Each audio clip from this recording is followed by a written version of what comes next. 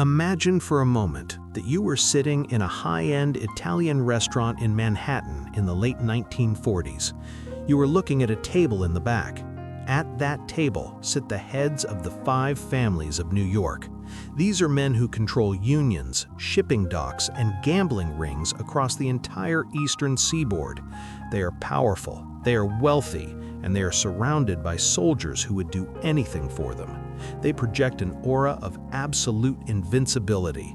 But then, a visitor arrives from out of town. He isn't from Brooklyn, and he isn't from the Bronx. He's from Chicago. And when he walks into the room, the mood changes. You can see it in their eyes, the stiffness in their shoulders, the sudden silence that falls over the table. These New York bosses, the so-called kings of the underworld, are unsettled. They are respectful, almost to a fault. Why? Because while the 5 families were running a business, the Chicago outfit was running something else entirely. Something darker, something more cohesive, and something that frankly terrified even the hardest man in New York City. Welcome back to the channel. Today we are going deep into the history that the movies often gloss over. We all know about the glamour of the Godfather era and the chaotic violence of Scarface, but the real power dynamic in the American underworld was a lot more complicated. There is a long-standing debate among historians and true crime enthusiasts about who really held the crown. Was it the massive, sprawling network of the 5 families in New York, or was it the tight-knit, brutal machine known as the Chicago outfit? If you look closely at the files, the FBI recordings, and the testimonies of the men who were actually there, a strange pattern emerges. New York had the numbers, they had the flash, but Chicago had the fear. I want to explore why that was. What did the boys in Chicago have that made the rest of the country's organizations step back and say, let's not mess with them? To understand this fear, we have to look at the structure. This is something I find fascinating because it's almost like comparing 2 different types of governments. In New York, you had 5 separate families. You had the Gambinos, the Genovese, the Lucchese, the Colombos, and the Bonanos. Sure, they had the Commission, which was like a board of directors designed to settle disputes, but let's be real, they were constantly at each other's throats. There was always internal friction, power grabs, and paranoia. A soldier in the Genovese family might not trust a captain in the Gambino family. There were cracks in the foundation. Now look at Chicago. In the Windy City, there were no 5 families. There was just the outfit. One entity, one hierarchy, one brain. From the days of Al Capone straight through to the modern era, Chicago remained a monolith. This unity gave them a terrifying advantage. If you messed with a guy from the outfit, you weren't just messing with a specific faction, you were declaring war on the entire city of Chicago and every resource they possessed. That kind of unified front is incredibly intimidating. It's the difference between fighting a group of squabbling warlords and fighting a disciplined, singular army. I'd love to know what you think about this structural difference. Do you think having 5 families made New York stronger because of competition, or did it make them weaker?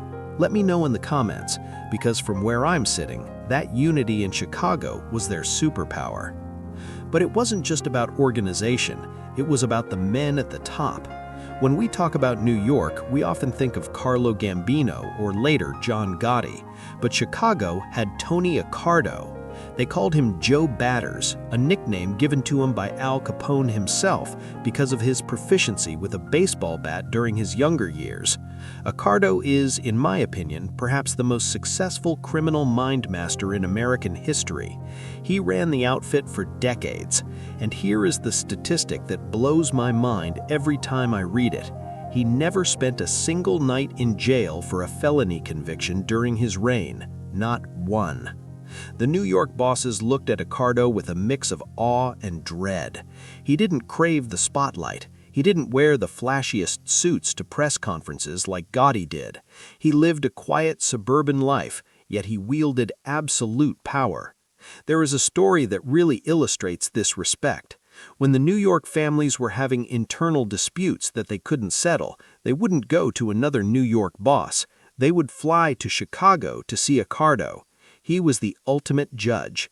The five families deferred to him because they knew his word was backed by a level of discipline they could only dream of. And speaking of discipline, we have to talk about the violence. Now, I want to be careful here because we are on YouTube and I want to keep this video suitable for everyone, but we have to address the reality of their methods. The Mafia is a violent business everywhere, but Chicago had a reputation for being particularly enthusiastic. In New York, violence was often viewed as a necessary evil, a tool to protect business interests. If someone had to go, they made it happen, but it was usually about the bottom line. In Chicago, the violence felt different. It was psychological warfare. Have you ever heard the term trunk music? It's a grim phrase that originated with the Chicago Cruise. It referred to the way a victim would be left in the trunk of a car, usually after days of unspeakable interrogation methods, to decompose in the summer heat until the smell, the music, alerted the authorities. It wasn't enough to just eliminate a problem. The outfit wanted you to know that betraying the outfit didn't just mean the end of your life, it meant a very slow, very painful exit. This level of brutality made even the hardened hitmen of Brooklyn uneasy. There was a savagery to the Chicago style that harkened back to the wild days of the Prohibition era, a rawness that New York had tried to polish away. There is also the geographical factor. We often forget just how vast the outfit's territory was. The five families were largely bottled up in New York and New Jersey, stepping on each other's toes, fighting over scraps of territory. Chicago? They had the West.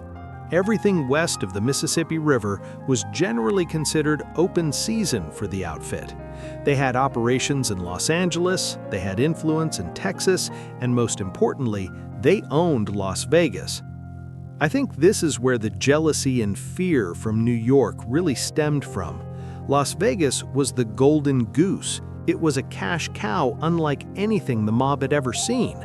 While New York families had their claws in certain casinos, the Skim, the process of taking cash off the top before it was counted for taxes, was perfected and controlled largely by Chicago. They had their frontman, Alan Glick, at the Stardust, but the real power was the outfit.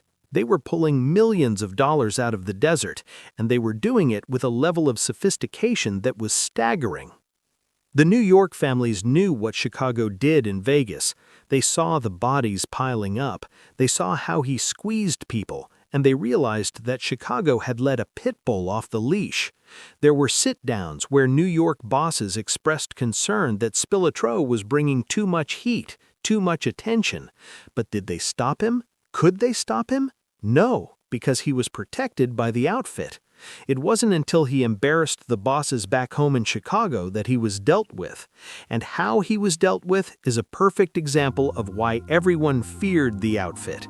When Spilotro and his brother became liabilities, they weren't just shot in a restaurant. They were lured to a basement under the pretense of a promotion, and they were beaten. The details of their end are legendary in the underworld. It showed that the outfit had zero tolerance for failure or insubordination, even for their top guys. New York had internal wars where bosses were taken out in public spectacles, like Paul Castellano in front of Sparks Steakhouse. That was messy. That brought the news cameras.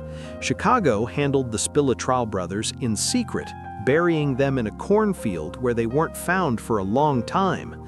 It was quiet, it was permanent, and it was internal. That cold efficiency is what kept everyone else in line. Another layer to this fear was the political reach. This is a bit controversial, and I'm curious to get your take on it, but many historians believe the Chicago outfit had connections that went way beyond local judges and cops. We are talking about the CIA and national politics. During the Kennedy era, there were strong allegations that the CIA recruited Chicago mobsters, specifically Sam Giancana, to assist in assassination plots against foreign leaders like Fidel Castro. Now think about the implications of that. If you are a boss in New York, you have judges in your pocket, that's great. But if the guys in Chicago are taking meetings with the federal intelligence agencies and potentially swaying presidential elections, that is a whole different league of power. Sam Giancana was a flashy, arrogant leader who broke the mold of the quiet Chicago boss, but he demonstrated just how high their influence reached. The theory that the outfit helped swing the 1960 election in Illinois is one of those open secrets in American history. Whether it's fully true or not, the perception of that power was enough. If you are a rival criminal organization, are you going to go to war with the group that might have the federal government on speed dial? Probably not. It creates a shield of invincibility. I also want to touch on the recruitment process. In New York, the books, the lists of men eligible to become made, were often closed for years at a time to prevent informers from getting in. It was a bureaucratic nightmare. Chicago was different. They were historically less obsessed with the formal ceremony of making men in the same ritualistic way New York was. For a long time, the concept of a made man in Chicago was much more fluid. You were either in or you were out. You were an associate or you were a guy. This lack of rigid bureaucracy meant they could adapt faster. They didn't get bogged down in the pageantry. They focused on the work. Some New York mobsters looked down on this. They called the Chicago guys farmers or unsophisticated. But that arrogance was a mask for their anxiety. They knew those farmers were making more money and facing less prosecution for a very long time. It's the classic story of the underestimate. You look at someone who doesn't dress as well as you, who talks a little differently, and you assume they aren't a threat, and then you wake up one morning and realize they own the bank you keep your money in. Let's look at the Family Secrets trial that happened years later.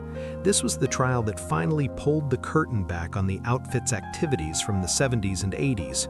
The testimony that came out of that courtroom was chilling. It detailed a level of surveillance and counter-surveillance that was almost military.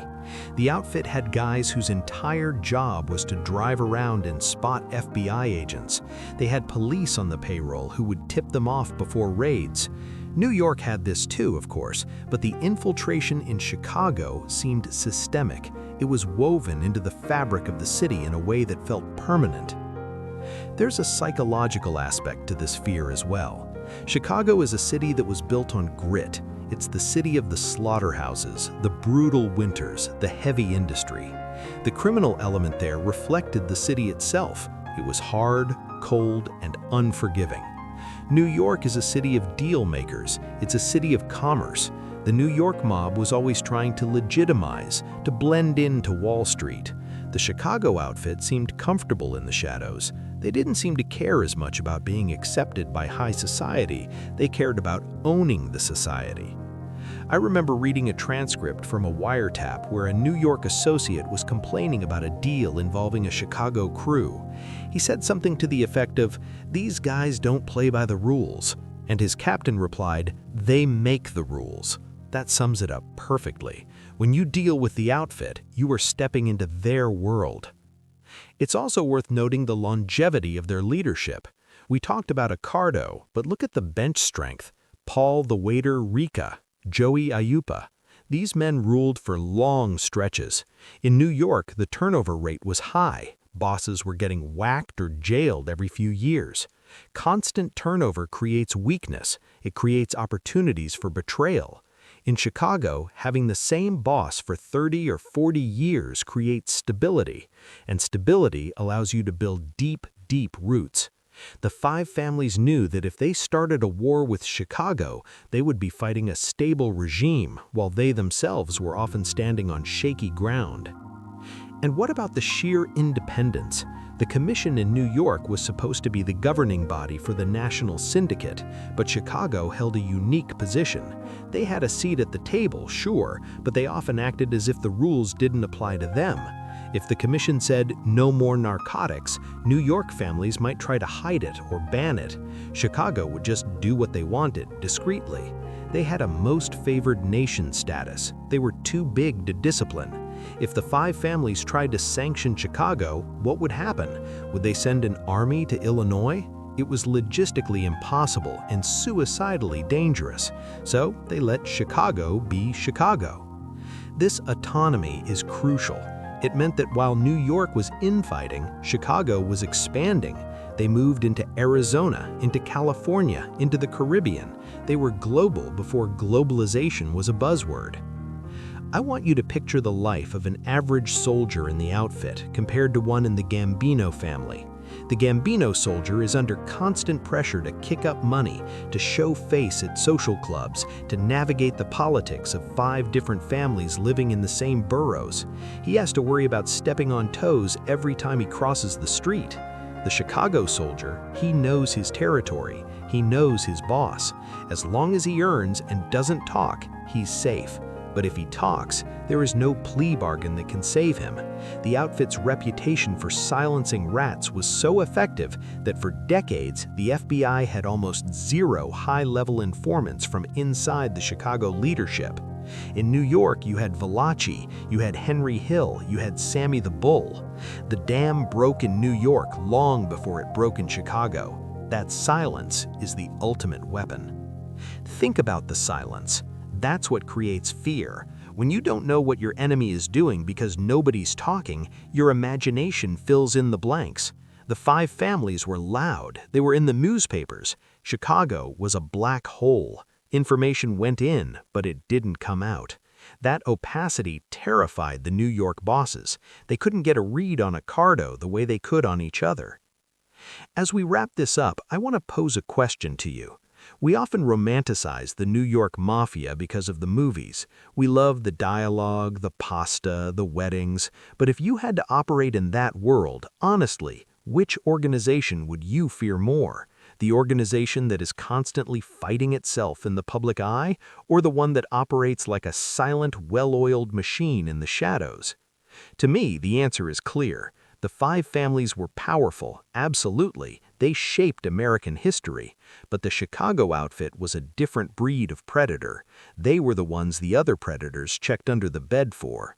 They combined the raw brutality of a street gang with the corporate efficiency of a Fortune 500 company and the intelligence connections of a spy agency. The next time you watch a movie about the mob and you see the New York bosses sitting around a table, remember that there was always an empty chair they were worried about, the chair belonging to the guys from Chicago, the guys who didn't just break the law, they rewrote it to fit their needs. It's a fascinating slice of history, and it shows that sometimes the loudest person in the room isn't the one you need to worry about. It's the quiet guy in the corner who has been watching you the whole time. If you enjoyed this deep dive into the hidden power dynamics of the underworld, make sure you hit that like button. It really helps the channel grow and tells me you want more of these investigations. And don't forget to subscribe. I've got a story coming up next week about a heist that makes the Lufthansa robbery look like pocket change, and you definitely don't want to miss that. Until then, keep asking questions and stay safe. Thanks for watching.